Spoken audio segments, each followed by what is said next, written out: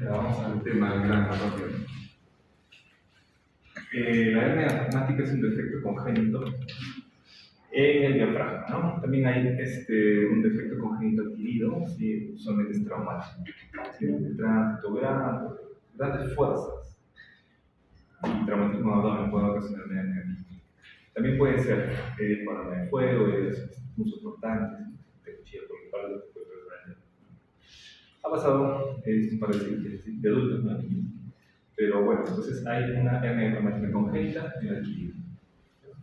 Vamos a hablar obviamente de la congénita. Entonces hay un defecto en la formación del diafragma por donde construyen los intestinos y también un glóbulo del hígado. Pero fíjense cómo, si la grasa asciende, se desplaza todo el tórax hacia la derecha. Principalmente el pulmón destinado de la hernia, ¿no? Y es un pulmón, como ven aquí, pequeño. Ese pulmón pequeño, además de ser pequeñito, está poco desarrollado, no está bien ramificado en sus bronquios y sus arterias, con lo cual hay hipertensión pulmonar. Entonces, muchos autores dicen que no debería ser solamente hernia diafragmática, sino debería llamarse hipertensión pulmonar o hernia, porque lo que ocasiona la mortalidad de los autores es la hipertensión pulmonar. Bueno, primero es hipoplasia pulmonar y luego la hipertensión. Bueno, ¿qué hernias son más frecuentes? Son más frecuentes las posteriores que las anteriores. Y dentro de las posteriores, la izquierda más que la derecha. Entonces, las posteriores laterales se llaman Bogdalek. Bogdalek. Hernia de Bogdalek, posterolateral, usualmente izquierda. Y la hernia anterior, retroesternal derecha, es Morgagni. Nombres propios, tienen que recordarlo, a veces les preguntan. Bogdalek y Morgagni. Bogdalek posterolateral y Morgagni anterior derecha. Y puede haber otras centrales, ¿no? Pueden haber hernia del llanto esofágico, también puede haber, pero es otra cosa. También puede haber penetración, o sea, no hay un orificio, pero es una parte del diafragma que es membranosa. ¿Entiendes? Es como una bolsita que se cierra. O sea, los órganos no llegan a tener contacto con el pulmón. ¿Se entiende? O sea, una penetración es una debilidad. Hay diafragma, pero todo igual se siente. Es más raro, más frecuente la hernia. A ver, sobre esto, los defectos congénitos más asociados no explican ni siquiera el 3% de los casos. Entonces, no hay gen que recordar aquí. La probabilidad es tan pequeñita que no tiene sentido. En Hirschfeld, por ejemplo, si tienen que recordar el gen RET,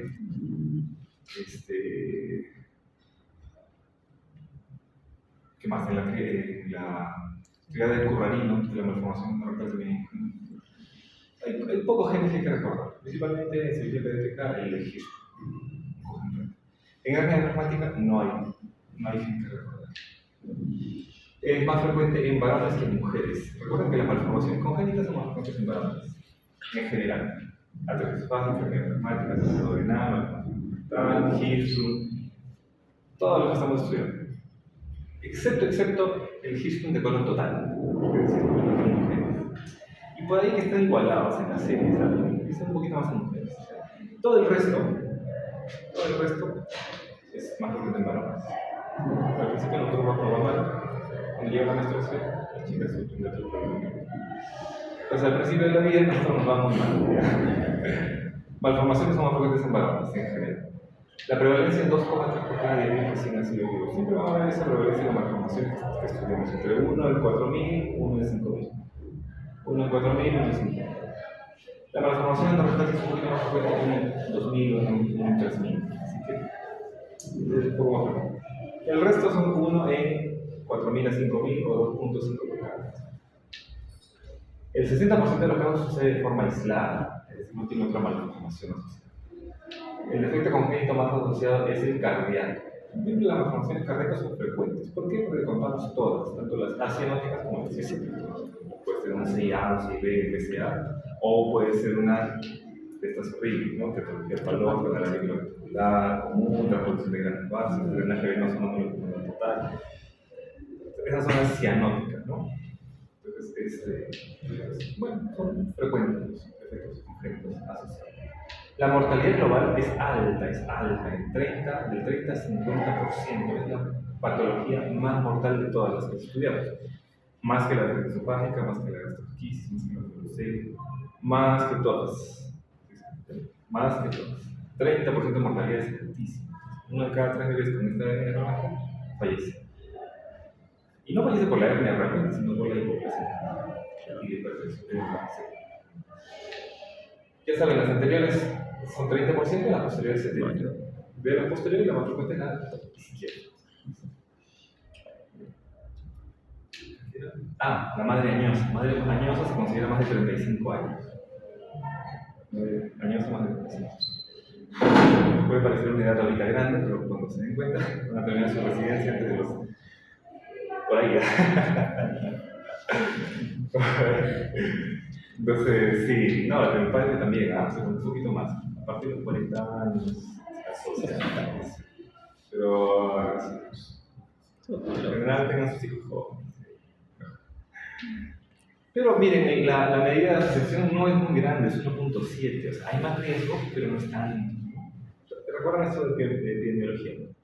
Riesgo relativo, odds ratio. Riesgo relativo es la medida de asociación para los estudios de cohortes. Claro. Y el odds ratio para los conocidos. Entonces, es una medida de cuán asociada está la enfermedad. Entonces, por ejemplo, si tú fumas pesadamente un paquete de cigarrillos diario durante 10 años, ¿cuál es tu RR de desarrollar cáncer de pulmón? Más o menos entre 15 y 20. ¿Ya? 15 y 20 veces más que fuman que fuman. Acá es simplemente 1.7. ¿Más riesgo? Sí. ¿Cuánto? No mucho. Bueno, para que te recuerdo un poquito. Y cuando el RR es menor a 1, es un factor protector. Entonces, el ser de raza negra parece ser un factor protector. La raza negra tiene un poco menos de incidencia de hernia. Todo esto es una revisión sistemática. Bueno, ya, ciertos. Hay tipos de defectos de acuerdo al tamaño, una clasificación. Mientras más grande es el orificio, más intestinos protruyen en la cavidad torácica, más se comprime el pulmón, incluso el corazón y a veces hasta el pulmón del lado derecho. Entonces, ¿se puede comprimir el pulmón? Sí. Luego, el corazón y también el pulmón del lado derecho, el pulmón contralateral.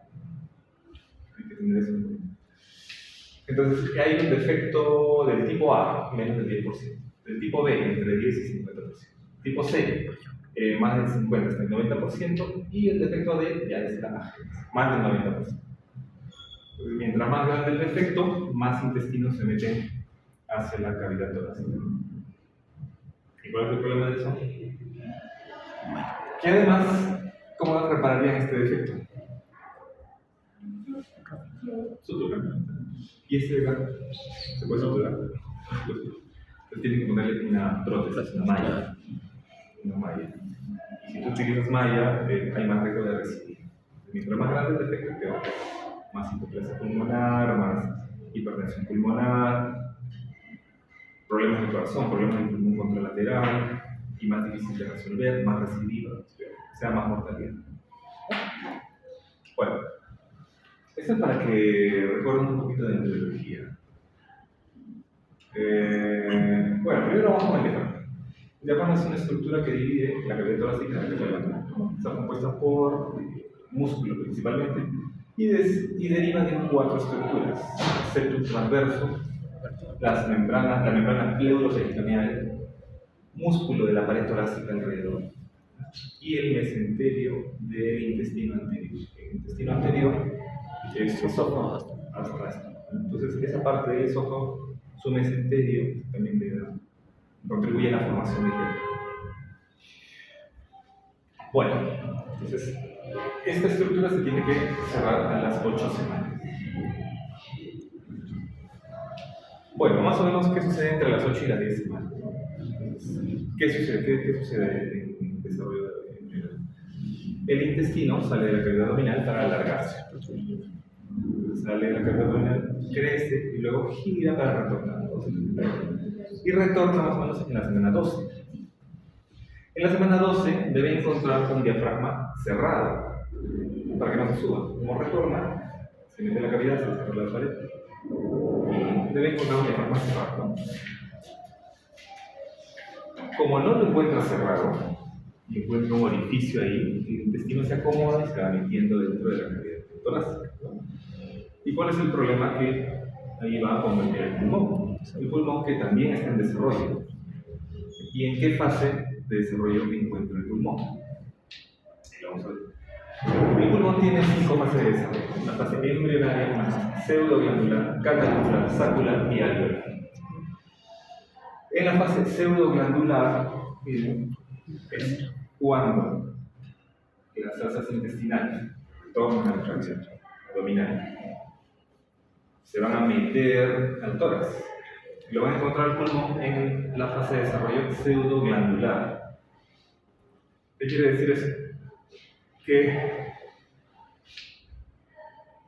solamente va a tener células epiteliales y células mesenquimatosas. No hay neumocitos tipo 1, no hay neumocitos tipo 2, no hay alveolos, no hay sáculos, no hay membrana alveolar, no hay membrana de intercambio gaseoso.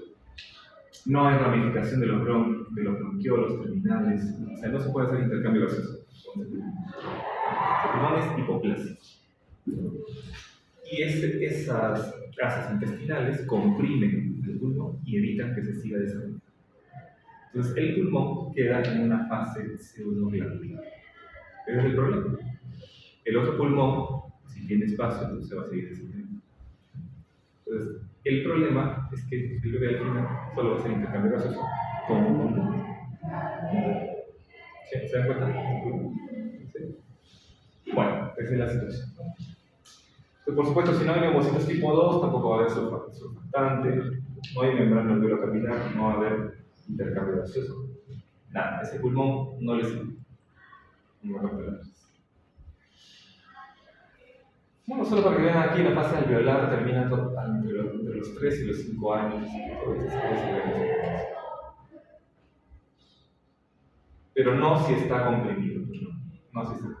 Bueno, sigamos. Es la fisiopatología de la hernia reumática. Esto lo había puesto en español, pero está en el otro voy a escribir.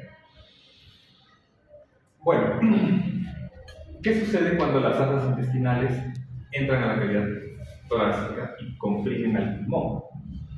¿Qué va a pasar con el parénquima pulmonar? Se detiene la ramificación de la vía aérea.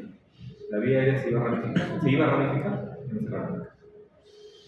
Disminuye la masa alveolar, claro, porque no ha entrado a la fase de desarrollo circular y alveolar, no hay alveolos. Hay hiperreactividad de la vía aérea. Como el asma, hay hiperreactividad de la vía aérea. Y capacidad de difusión anormal. O sea, no hay membrana de intercambio gaseoso, no hay difusión de gases. Luego, en la irrigación pulmonar, en los vasos pulmonares, ¿qué va a pasar? Se detiene la ramificación de las arterias. Tampoco se ramifican las arterias. Disminuye la masa alveolar capilar. Hay un engrosamiento del músculo de los vasos, de la pared muscular, el músculo liso de los vasos. Están más gruesos. Y si están más gruesos, va a hacer más resistencia. Si hacen más resistencia, hay hipertensión. Y hay una pobre respuesta vascular porque son inmaduros. Ni siquiera responde a la vasodilatación, a las sustancias vasodilatadoras. Entonces, todo mal, tanto en la ramificación del pulmón, de la vía aérea, como en la vasculatura pulmonar. Y además puede haber compresión del lado del corazón. Si se comprime el corazón, usualmente en el izquierdo, se va a comprimir las cámaras izquierdas. Puede dar hipoplasia de las cámaras izquierdas. Hipoplasia del ventrículo izquierdo. Mal, ¿cierto? Muy mal. ¿Qué más hay? Hay incremento de la malformación cardíaca. Disfunción biventricular. ¿Por qué? Si hay hipoplasia de las cámaras izquierdas, va a haber disfunción de la cámara izquierda, o sea, del ventrículo izquierdo. Y además, el lado derecho, que era el tronco pulmonar, ventrículo derecho va a estar sometido a mucha presión, porque este pulmón va a estar haciendo mucha resistencia. ¿Se entiende? Entonces, además, el ventrículo derecho va a estar sometido a mucho trabajo, porque está bombeando sangre contra un pulmón que está hipoplasia. Entonces, hay hipoplasia, puede haber hipoplasia en las cámaras izquierdas por la compresión, pero también disminución del ventrículo derecho por la hipertensión pulmonar. Entonces, en casos graves, pueden incluso dar insuficiencia cardíaca, pero ya tienes insuficiencia respiratoria, porque no tienes suficiente masa alveolar para hacer intercambio gaseoso. Y además puedes tener insuficiencia cardíaca. Es por eso que están mortales.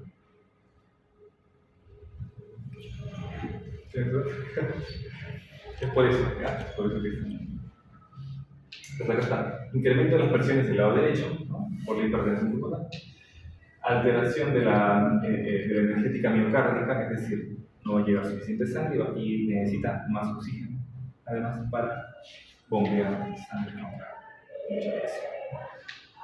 Y como ven aquí, hay un desplazamiento del mediastino, ¿no? ¿Dónde debería estar el corazón? Más o menos por acá. Pero como está todo ocupado por el pulmón, está desplazado a la derecha. Está tan desplazado que a veces los ruidos cardíacos se auscultan en la línea axilar anterior, acá, derecha, ¿no? ¿Se imaginan qué tan desplazado está el corazón? Y el mediastino. Ese es el. Bueno, un poco más de lo mismo. Esto solo quiero que recuerden algo. En la vida fetal, cuando el feto está dentro del útero, ¿dónde se hace el intercambio gaseoso? Placenta. Entonces, por eso todas las comunicaciones para derivar la sangre del feto y que no vaya al pulmón del feto, sino que vaya a la placenta. Conducto venoso de Alancio, foramen oval, conducto arterioso. Todo eso deriva sangre hacia la placenta. Entonces, ¿cómo es la circulación pulmonar fetal? ¿Tendrá alto flujo o bajo flujo? Bajo flujo. ¿Y tendrá alta resistencia o baja resistencia? Tiene alta resistencia. Entonces, en la circulación pulmonar fetal hay alto flujo, bajo flujo y alta resistencia, que es todo lo contrario de la circulación del adulto, la circulación nuestra, en el pulmón. La circulación pulmonar del adulto es todo lo contrario, será entonces de alto flujo y de baja resistencia. Necesitamos que vaya a salir del pulmón para que haya eso. Bueno, ¿qué sucede en estos bebés que tienen hiperplasia pulmonar por la enfermedad? Que no hay ese cambio. Cuando el bebé nace, debería pasar de una circulación pulmonar fetal a una de adulto. Se cierran todos los conductos, se cierran los conductos de Alancio, se cierra el conducto arterioso, se cierra el pulmón. Todo eso para dirigir la sangre hacia el pulmón. Alto. No sucede ese cambio. No sucede ese cambio. Hay una hipertensión pulmonar persistente. En resumen, entonces, la circulación pulmonar del bebé que tiene hernia diafragmática persiste con bajo flujo y alta resistencia. Eso es lo que quiero explicar esto. Bueno, vamos al diagnóstico. El diagnóstico se puede hacer prenatal, sí, en nuestro medio poco, pero sí se puede hacer diagnóstico prenatal, tanto por ecografía como por resonancia. Bueno, pues aquí están viendo una resonancia. Es una resonancia. Se ve este es el abdomen del bebé, se ven asas que ascienden hacia el tórax. Este de aquí es el corazón. Este de aquí me parece que es el vaso. Y este es el pulmoncito del lado derecho que se puede ver. El pulmón del lado izquierdo es difícil de ver, no se ve. No se ve porque está muy comprimido. Está en medio de las asas. Está en el corazón, está a la derecha.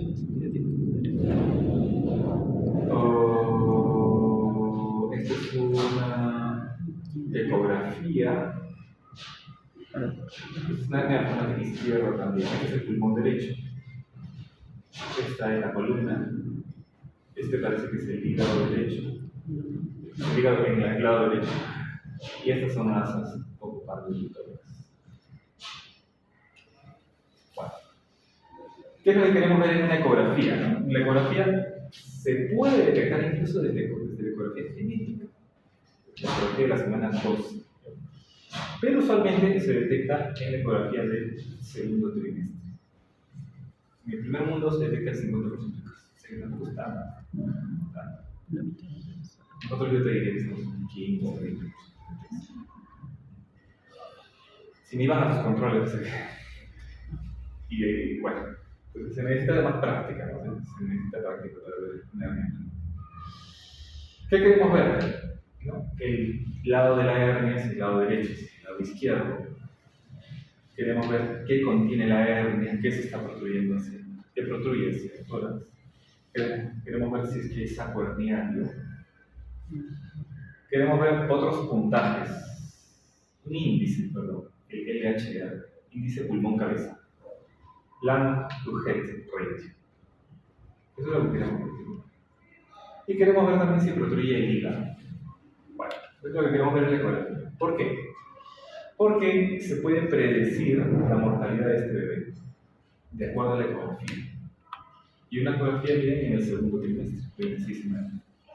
Si detectas la hernia diafragmática, puedes predecir la mortalidad del bebé. ¿En base a qué? Dos indicadores, que son uno fácil, que es herniación del hígado. Si el lóbulo izquierdo del hígado asciende hacia el tórax, eso es mal pronóstico. Suficiente. Te veo preocupado. Si el lóbulo izquierdo, te veo triste. Te preocupa el pronóstico del bebé. Sí. Esto es malo. Si el lóbulo izquierdo asciende al tórax, esto es mal pronóstico. Suficiente. Fácil, simple y sencillo. También el estómago. Últimamente se está viendo que el estómago es un buen predictor. El lóbulo izquierdo del hígado o el estómago. Y ustedes dirán, ¿y si la hernia es del lado derecho, qué va a protruir? Que la hernia es del lado derecho. El hígado, claro, el hígado. Entonces todas las hernias del lado derecho son de mal pronóstico. Ya. Sí funciona, sí. Porque la hernia del lado derecho es peor que la hernia del lado izquierdo. Entonces, si protruye el hígado hacia el tórax, eso es malo. Si es una izquierda, sí. Y si es una derecha, también es peor. Y luego tenemos otro puntaje, que es el otro índice, es una división.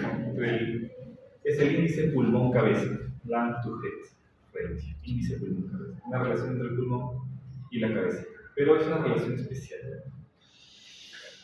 ¿Qué se hace? Se va a medir el pulmón sano.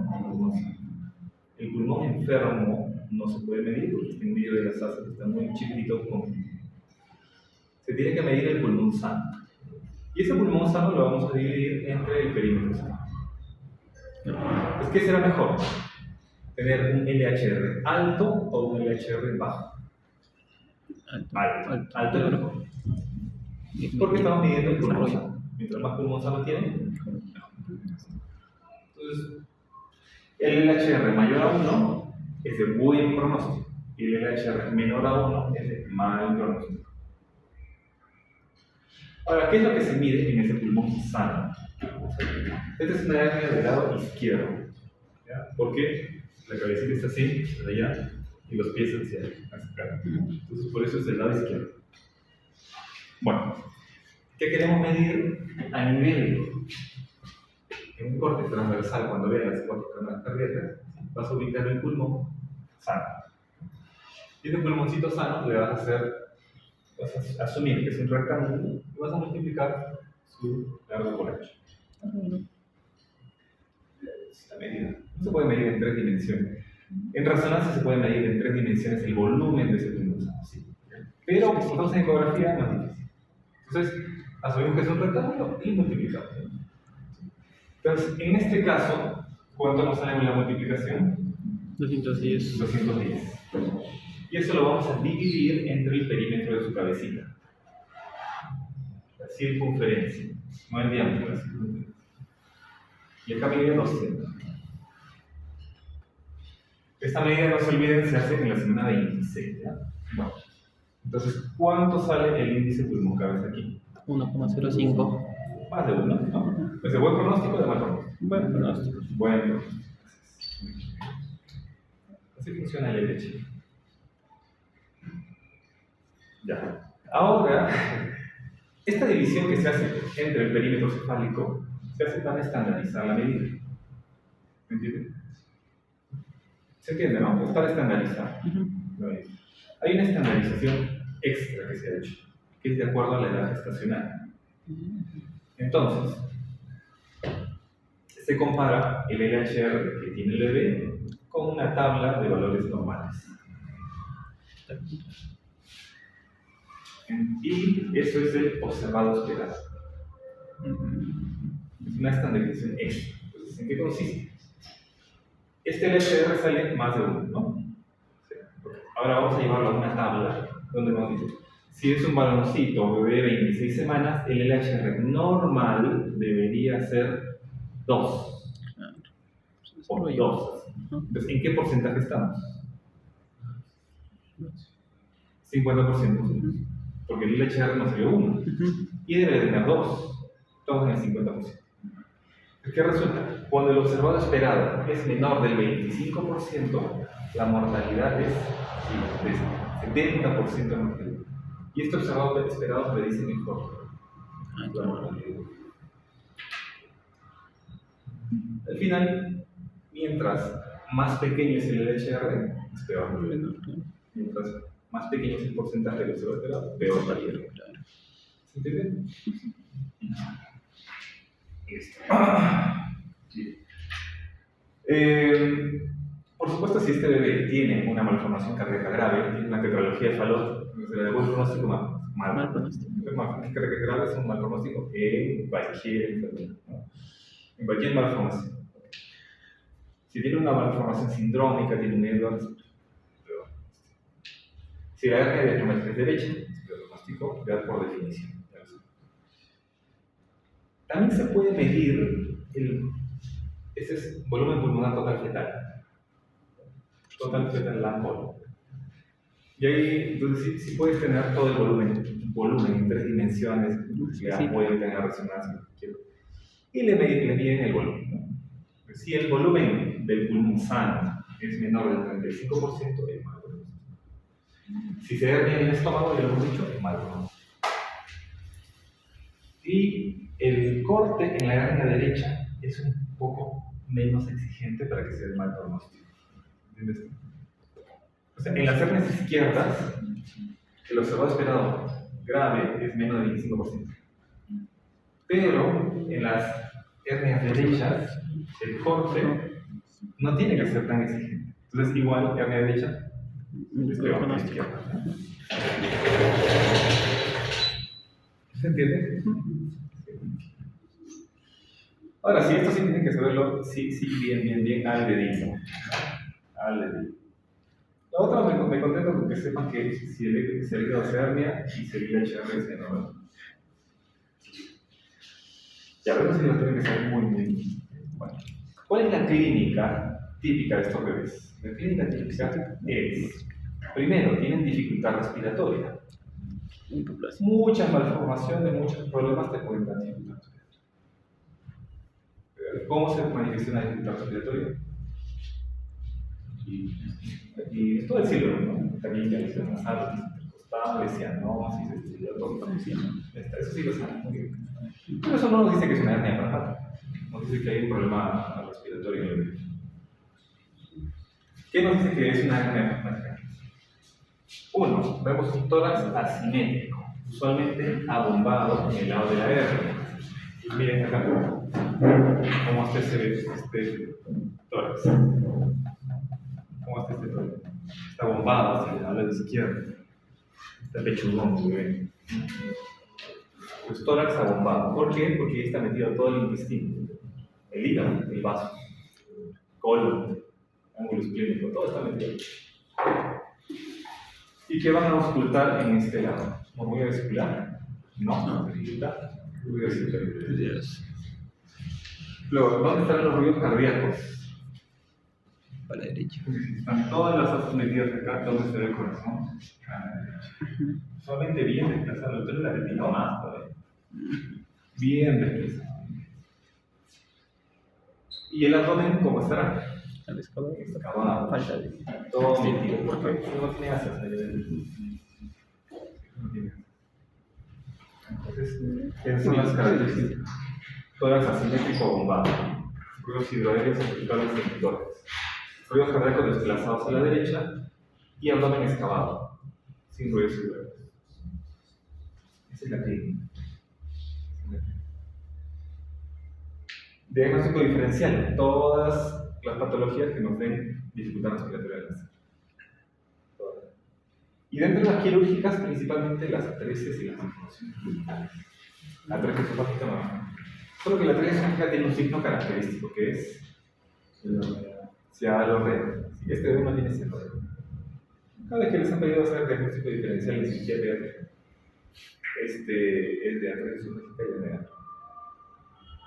Pero el cuadro es claro.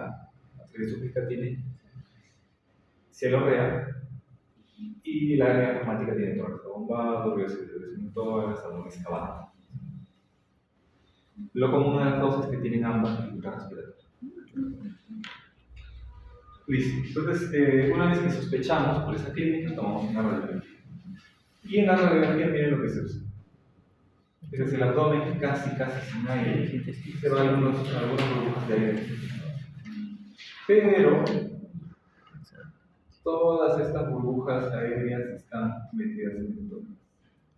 ¿Dónde está el corazón? ¿Este? Este es.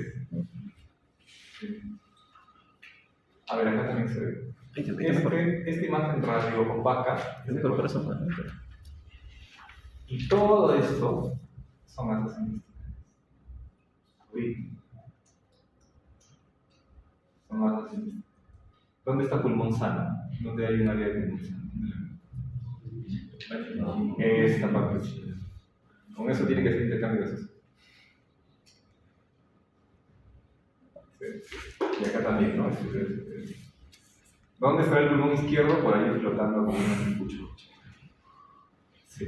Entonces, bueno. Son imágenes del paciente del Goya. Ok, entonces así diagnosticamos. Bueno, ahora, ¿cómo hacemos el manejo? ¿Cómo hacemos el manejo? En esta patología hay un manejo intrauterino que está aprobado. Probado con ensayos clínicos. Está aprobado. Está aprobado que reduce la mortalidad. Y se llama FETO. Es el Fetoscopic Endoluminal Tracheal Occlusion. Oclusión tracheal endoluminal fetoscópica. Entonces, una vez que ha diagnosticado la hernia traumática, y si este es de mal pronóstico, es decir, su observado esperado es menor del 25%, puedes hacer este procedimiento. Es la inundación. Todas las hernias traumáticas no, solo las muy graves, las que tienen una mortalidad alta. ¿Se acuerdan cuál era la mortalidad para el índice a observar que era menos de 25? 70%. 70. O sea que se ve, es más probable que fallezca. Bueno, solo en esos casos, ¿ya? ¿En qué consiste? Hay que colocar un balón traqueal en la semana 28. O sea, se hace una incisión en la semana 28.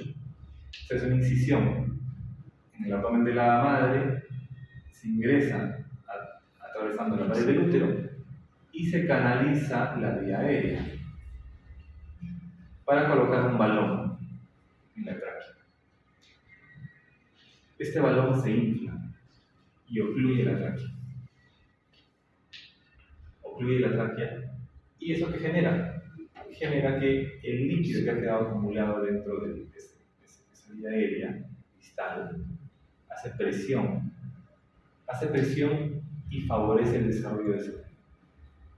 O sea, no trata el defecto diafragmático, no trata el orificio, por donde están metiéndose las asas que lo ganan, sino trata la hipoplasia pulmonar.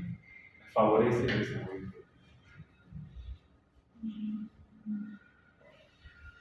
El balón se coloca a las 28 semanas y se retira a las 34 semanas. Y luego se programa una cesárea. ¿Cómo? ¿Me preguntan? Bueno, entonces, ¿cuál es el mecanismo de acción? La distensión del tejido pulmonar debido a la retención de líquido secretado por el epitelio pulmonar favorece la ramificación y proliferación de las células mesenquimales. O sea, ese pulmón se desarrolla un poco. Sí. Y hay evidencia sobre esto. En el New England se publicó 12 ensayos, 2021, un estudio de 11 años de duración, con 40 centros a nivel mundial, de Estados Unidos, España, China, Japón, Italia, Francia, todo el mundo, recolectando pacientes con hernia diafragmática. Encontraron como 1.200 pacientes con hernia, un montón, una cantidad gigante, de los cuales 300 más o menos tenían un observatorio en clínica. Aleatorizaron ese tratamiento, algo de 100 en cada grupo, y resulta que 100 iban a recibir este manejo feto y los otros 100 el manejo habitual, que es que nace, progresa el embarazo, nacen por cesárea, se les intuba y nacer 3-4 días después. Es el manejo habitual. Y lo compararon con este procedimiento. Entonces, que resulta que redujeron la mortalidad de un 40 a un 15%. Es bastante, es muy efectivo. Entonces, hay problemas, porque uno de los, tiene algunos problemas, pero igual, considerando incluso las complicaciones, tiene cualquier procedimiento intrauterino para el feto puede ocasionar parto pleterno, cualquier procedimiento. O también con hemorroides. O problemas para retirar el balón. En 2-3 casos no pudieron retirar el balón. O sea, nació el bebé, no pudieron retirar el balón. Y falleció el bebé. Si no pueden retirar el balón, no va a poder retirar. Aún así, igual redujo la muerte. Bueno, este es el manejo feto. Esto no se hace en el Perú todavía. ¿Deberíamos hacerlo? Sí. No sé. Lo que hacemos es el manejo convencional. El manejo convencional, ¿en qué consiste? El bebé nace por cesárea programada en un lugar donde tenga UCI neonatal y cirugía. No se opera de emergencia, no es una cirugía de emergencia, porque si tú lo llevas a sala de operaciones, inmediatamente nace y pones todo en su lugar y cierras el libro, ¿ese pulmón va a hacer intercambio de eso? No es una cirugía de emergencia. Es peor para el bebé. Lo que se hace es esperar unos 3 días a que se esterilice. Es esperar a que se esterilice unos 3 días y luego recién operas. Vamos a ver así. Bueno, entonces el manejo convencional incluye diagnóstico prenatal, parto por cesárea e intubación al nacer. No podemos dar ventilación por la presión positiva, o sea, no podemos dar ventilación con máscara de humo. ¿Por qué? Mucho carga, pero. Claro, sí. Pues, si le das ventilación con máscara y AMU, va a pasar un poco de aire a la vía aérea, pero también pasa al aparato digestivo, al esófago, al estómago y a las asas que están dentro del tórax. Con lo cual comprimes más todavía el pulmoncito y el corazón. Entonces, por eso es que no puedes dar ventilación al 100%. No, es una contraindicación para la ventilación. Nace y se intuba. Para eso tiene que tener diagnóstico prenatal, ¿no? Porque si nace y está cianótico con dificultad respiratoria, la primera medida es, y si tú no sabes que tiene hernia diafragmática, le vas a dar ventilación. Si no sabes que tiene hernia, y ¿Y qué pasa con el bebé? Con la ventilación positiva, empeora, se satura más. Y ahí sí ya le ves el tórax abombado, cada vez que insuflas, se inflama más. Tiene caída. Lo ideal es tener diagnóstico prenatal, pues, porque si no tienes que seguir las guías de reanimación neonatal, ¿no? Bueno. Ok. Entonces este bebé debe ser intubado al nacer y se le coloca en pseudoanalgesia. Luego se coloca una sonda orogástrica a gravedad. Sonda orogástrica a gravedad. Acá le han puesto nasogástrica, es esta. Nosotros preferimos orogástrica. Hasta lo intubó por la nariz, ¿no? Sí. Bueno. Esta sondita ya saben que es una sonda French, una sonda de alimentación 10 French. Son 10 French. Puede ser 8, puede ser. Tiene que estar a gravedad, ¿ya? ¿Por qué? Para que todo el contenido digestivo salga por la sondita. Entonces así descomprimes un poco el tórax, ¿no? Tiene que iniciarse nutrición parenteral, no le puede dar de lactar, nada de eso. Hay unos parámetros ventilatorios aquí. Hay que mantener una presión inspiratoria pico de menor de 25 milímetros de mercurio. O sea, no das mucha presión. El pH, el CO2 y la saturación. El pH, ¿qué les parece aquí? ¿Está normal? Ligeramente. No, está acidótico. Pero ese es tu pH objetivo. El CO2, ¿qué les parece? ¿Quieres tenerlo menos de 45 o eres un poco permisivo? 45 es un poco permisivo. ¿Y la saturación qué les parece? También un poco permisiva, ¿no? 55. Lo que pasa es que a este bebé tú no le puedes exigir que haga intercambio gaseoso con se permite una hipercarbia. Es hipercarbia permisible. No es tan exigente como y miren, hay una saturación preductal. Se tiene que medir la saturación preductal, no la postductal. ¿Cuál es preductal? Miembro superior derecho. Brazo derecho. Brazo derecho es preductal. ¿Y postductal? Sí. Usualmente en la izquierda. Y acá miren cómo le están midiendo. Pulso oxímetro en el bracito derecho y el otro also one on left foot. ¿Qué pasa si la saturación aquí es del 90% y la saturación aquí es de 60%? ¿Qué ocasiona esa diferencia de saturación? Aquí no se llama. ¿Qué está ocasionando esa diferencia? Ductos arteriosos. El ductus arterioso. ¿Y de dónde está yendo la sangre por el ductus? Está yendo al sentido contrario, de la pulmonar a la aorta. Lo normal en el ductus es que la sangre vaya de mayor presión a menor presión. De la aorta a la pulmonar. Pero en este caso, si hay mucha presión, si hay hipertensión pulmonar, entonces la sangre de la arteria pulmonar va a pasar a la aorta. Entonces, la diferencia de saturaciones es un indicador indirecto de hipertensión pulmonar. La diferencia de saturación preductal con la postductal, más de 10%, indica indirectamente que hay hipertensión pulmonar.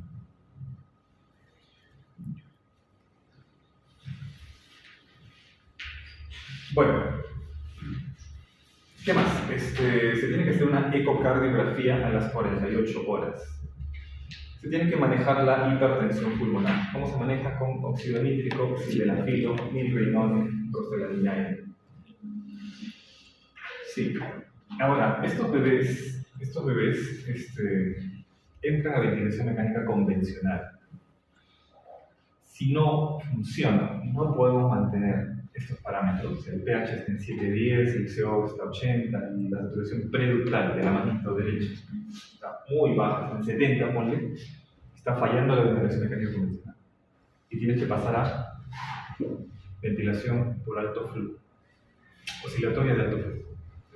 Ventilación oscilatoria de alto flujo, que es el BAF.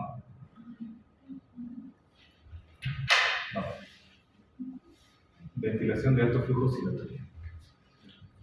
En inglés es HFO, High Frequency Oscillatory Ventilation. En español, BAF. El BAFO le da más o menos entre 300 a 400 ventilaciones por minuto. La convencional en neonatos entre 40 y 60. Pero el BAFO le da muchísimo. Le da entre 300 y 400. El bebé parece un licuador. Bueno, 300 a 400 respiraciones por minuto. El bebé está batiendo todo el tiempo. Y si eso falla, ¿sí? Y aún así mantienes pH bajo, CO2 muy alto, etc., tienes que pasar a ECMO. ¿Has escuchado del ECMO? El ECMO es la oxigenación por membrana extracorpórea. Oxigenación por membrana extracorpórea. ¿Qué quiere decir? ¿En qué le suena? Oxigenación en membrana extracorpórea.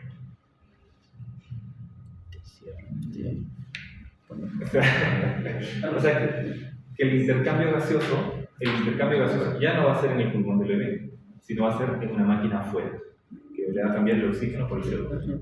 O sea, va a suplir la función del pulmón. El ECMO tiene un veno venoso, una forma veno venosa y una forma veno arterial. El veno venoso suple al pulmón y el veno arterial suple a un pulmón y a un corazón. Entonces imagina la situación del bebé en este grado. Si necesita una máquina que haga el intercambio de gaseoso por él, entonces ya la mortalidad es muy grande, ¿no? Bueno, sí. La mayoría no llega. Para empezar, que no tenemos ECMO en Arequipa.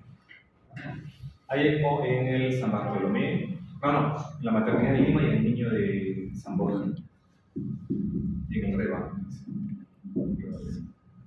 Pero el niño de Breña no tiene, hospitales grandes de Lima no tiene. Sí, si llegamos a este grado, si el BAFO falla,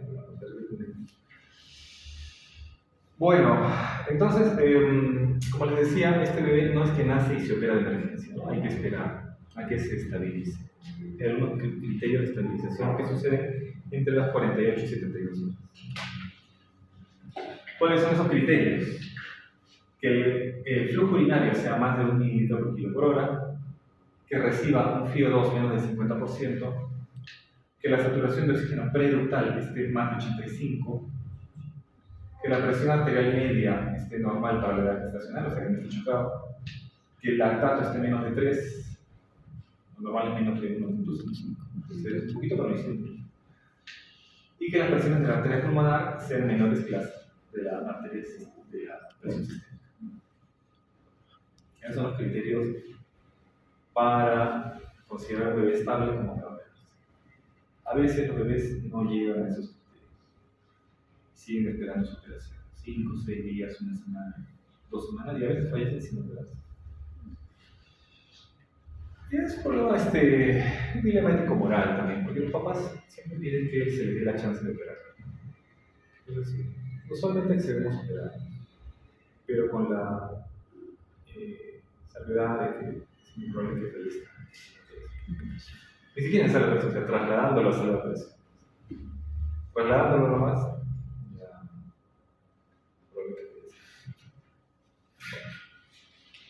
Ya. Esto es solamente para que vean, esa es una visión toracoscópica. Acá están viendo ya dentro del tórax las vasas intestinales y el colon. Aquí están viendo, acá están las costillitas. Este es el defecto, este es el orificio.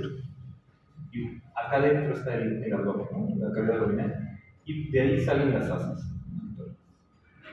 Aquí ya han reducido, han metido todas las asas en la cavidad abdominal. Y miren, acá está el vaso. Todo este es el defecto. Este parece un defecto de tipo B. Es un 15%. Y lo cierran todo, ¿no?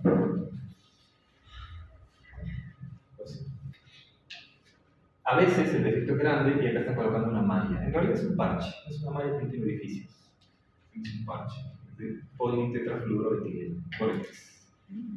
Politetrafluoroetileno, Gore-Tex.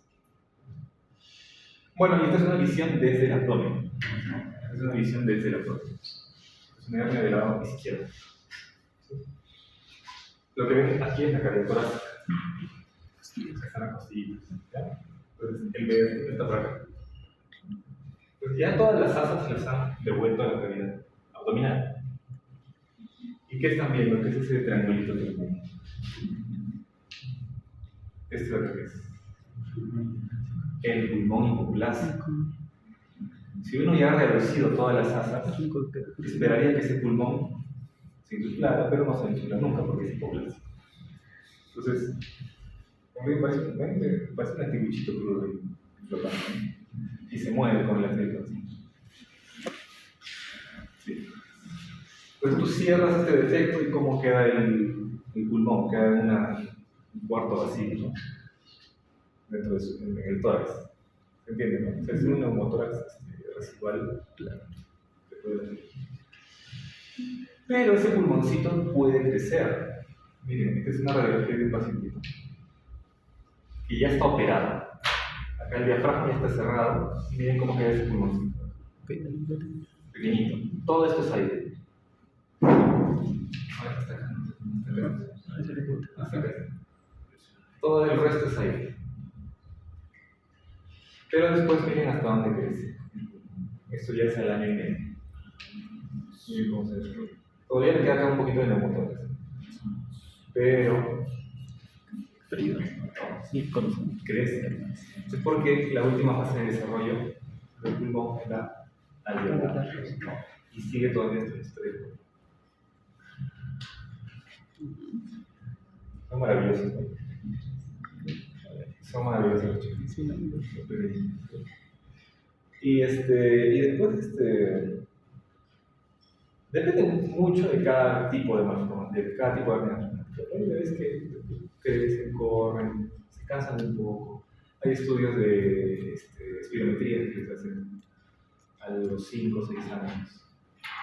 Y bueno, sí tienen valores pulmonares menores que la población. O sea, no va a ser un maratonista, no va a ser un nadador de aguas abiertas, ¿no? Pero de que puede ir al colegio a hacer su educación física, se agota un poquito, se cansa todavía. Y hay otros que van con oxígeno a casa, a veces temporalmente o a veces ya quedan con oxígeno. La mayoría deja el oxígeno. Bueno, es una visión global de todo el tratamiento de la enfermedad. Me olvidé que tenía práctica. Ustedes tampoco.